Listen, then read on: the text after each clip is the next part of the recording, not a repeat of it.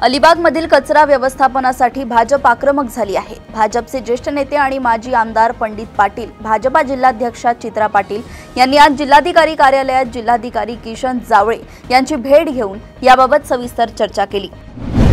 नागपूरमध्ये बच्चू कडू यांच्या नेतृत्वाखाली शेतकऱ्यांनी आज तीव्र आंदोलन केले। सरकारकडून सोयाबीनला हमीभाव मिळत नसल्याच्या निषेधार्थ शेतकऱ्यांनी आंदोलनस्थळी सोयाबीन पेटवून संताप व्यक्त केलाय।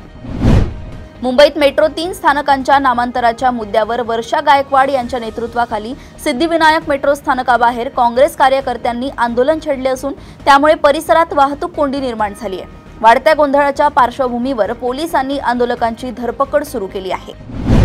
फलटण येथील महिला डॉक्टरच्या आत्महत्या प्रकरणात उर्वरित आरोपींवर तात्काळ कारवाई आणि अटकेची मागणी करत बीड ते परळी मार्गावर नागरिकांनी रास्ता रोको आंदोलन केलंय, तर डॉक्टर महिलेच्या कुटुंबियांनीही न्याय मिळावा म्हणून रस्त्यावर उतरून संताप व्यक्त केलाय। राष्ट्रवादी काँग्रेस शरदचंद्र पवार पक्षाचे ज्येष्ठ नेते आणि आमदार एकनाथराव खडसे यांच्या शिवरामनगर जळगाव येथील घरात मध्यरात्री चोरीची घटना घडली। चोरट्यांनी सुमारे 35,000 रुपये रोख रक्कम आणि अंदाजे 7 ते 8 तोळे सोनं चोरून नेल्याची माहिती आहे। नाशिकच्या निफाड तालुक्यात गेल्या 3 दिवसांपासून सतत मुसळधार पाऊस होत असून गोई नदीला पूर आलाय। वाढत्या पाण्यामुळे परिसरातील रस्ते जलमय झाले असून वाहतूक व्यवस्थाही पूर्णपणे विस्कळीत झाली आहे। प्रशासनाने नागरिकांना सावधगिरीचा इशारा दिलाय। शिर्डीतील राहता शिवानजीक पडक्या घरात 30 वर्षीय तरुणाचा मृतदेह आढळलाय। तरुणाच्या अंगावर मारहाणीच्या खुणा असल्याने पोलिसांकडून त्या दिशेने तपास सुरू आहे। पोलिसांच्या प्राथमिक माहितीनुसार विकी सुरेश भालेराव असे मृत तरुणाचं नाव आहे। कल्याणमधल्या कोळसेवाडी काटेमावली रोड परिसरात 2 गटात राडा झाल्याची माहिती समोर आली आहे। 50 रुपयांच्या खंडणीसाठी व्यापाऱ्यावर जीवघेणा हल्ला करण्यात आला। नंतर बैलासमोर आला म्हणून भर रस्त्यात एकाला 4-5 जणांकडून मारहाण करण्यात आली। ही धक्कादायक घटना घडली आहे। उद्धव बाळासाहेब ठाकरे सेनेची दुपारी व्यंकटेश्वर मंदिरात बैठक संपन्न झाली। या झालेल्या बैठकीत मोठा राडा झाला असल्याची प्राथमिक माहिती समोर आली आहे। मात्र जिल्हाध्यक्ष अजय दासरी यांच्याशी संपर्क साधला असता त्यांनी काही राडा किंवा गोंधळ झाला नाही, फक्त प्रश्नोत्तरे झाली अशी माहिती दिली आहे। चिकलठाणा MIDCतील अवैध आंतरराष्ट्रीय कॉल सेंटरवर मंगळवारी पोलिसांकडून छापा मारून सुमारे 116 तरुण तरुणींना ताब्यात घेण्यात आले। यातील 100 वर तरुण तरुणी हे परप्रांतातील असल्याची माहिती आहे। यावर्षीच्या ऊस गळीत हंगामाचा ऊसाचा प्रति टन दर जाहीर करणाऱ्या साखर कारखान्यांनाच गाळप सुरू करण्यासाठी परवानगी देण्यात यावी अशी मागणी मंगळवारी महाराष्ट्र व कर्नाटकातील भाजप, एकनाथ शिंदे शिवसेना यांच्यासह विविध शेतकरी संघटनांनी कोल्हापुरातील प्रादेशिक उपसंचालक साखर यांच्याकडे केली। याच मागणीसाठी 6 नोव्हेंबरपासून प्रादेशिक उपसंचालक साखर कार्यालयासमोर बेमुदत उपोषण करण्याचा इशारा यावेळी देण्यात आलाय। लग्नाचे आमिष दाखवून एका घटस्फोटित महिलेशी फसवणूक व जबरदस्तीने लैंगिक अत्याचार करणाऱ्या आरोपीला वाकड पोलिसांनी दिल्लीतून अटक केली। विवाहित असलेला आरोपी अविवाहित असल्याचे सांगून विवाह जुळवण्याच्या संकेतस्थळावरून खोट्या ओळखीने महिलांची फसवणूक करत असल्याचं निष्पन्न झालंय। छत्रपती शिवाजी महाराज यांनी अफजल खानाच्या वधावेळी वापरलेली वाघनखे आणि अन्य मराठाकालीन शस्त्रांचे शिवशस्त्र शौर्य गाथा हे प्रदर्शन आयोजित केलंय। या प्रदर्शनाचा मंगळवारी राज्याचे सांस्कृतिक मंत्री आशिष शेलार यांच्या हस्ते प्रारंभ झालाय। इचलकरंजी येथे मध्यरात्री एका खासगी बँकेत व्यवस्थापक असलेल्या तरुणाचा डोक्यात दगड, सिमेंट पाईप घालून निर्घृण खून करण्यात आलाय। अभिनंदन जयपाल कोल्हापुरे असे मृताचं नाव आहे। खुनाचे नेमके कारण अद्याप समजू शकले नसून पोलिसांनी संशयितांचा शोध सुरू केलाय। मराठी रंगभूमीवरील एक तेजस्वी तारा आणि मालवणी भाषेला 7 समुद्रापार नेण्यात महत्त्वाचं योगदान देणारे ज्येष्ठ नाटककार गंगाराम गवाणकर यांचं सोमवारी रात्री 10:40 निधन झालंय।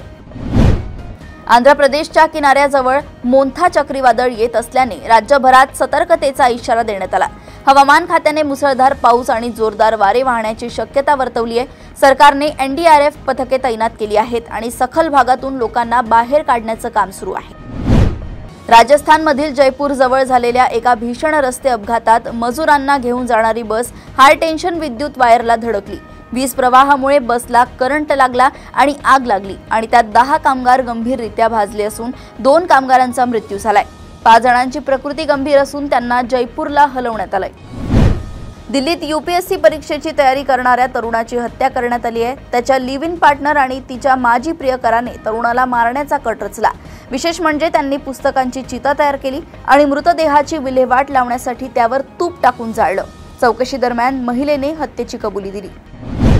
बिहार विधानसभा निवडणुकीच्या तोंडावर राजकीय रणनीतिकार प्रशांत किशोर अडचणीत सापडले दिसतायत।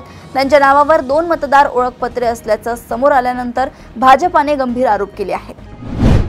बंगलोरमधील पोलिसांनी ब्लिंकिट डिलिव्हरी एजंट आणि विद्यार्थ्याला ब्राझिलियन मॉडेलची छेडछाड केल्याच्या आरोपाखाली अटक केली आहे। मॉडेलच्या तक्रारीनंतर ही अटक करण्यात आली।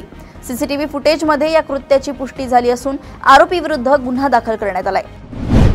तुर्कीच्या बालिकेसिर प्रांतात 6.1 तीव्रतेच्या भूकंपामुळे अनेक इमारती कोसळल्या आहेत। त्यातील काही इमारती आधीच क्षतिग्रस्त होत्या। यात कोणीही मृत्युमुखी पडले नसले तरी 22 लोक जखमी झाले आहेत। भूकंपाचे केंद्र सिंदिरगी शहर होते आणि इस्तंबूलपर्यंत भूकंपाचे धक्के जाणवले।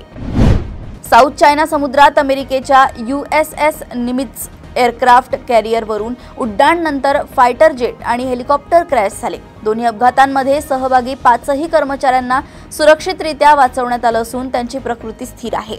संबंधित प्रकरणाची तपासणी अद्याप सुरू आहे। पाकिस्तानमधील सरकार आणि सैन्य दलाच्या नेतृत्वात अनेकदा संघर्ष उफाळून येतो, तशीच पुन्हा स्थिती निर्माण होण्याची चिन्हे आहेत। रिपोर्टनुसार पाकिस्तानच्या सैन्य दलाचे प्रमुख फील्ड मार्शल असीम मुनीर हे सरकारवर त्यांचा कार्यकाळ 5 वर्षांनी वाढवण्यासाठी दबाव आणतायत।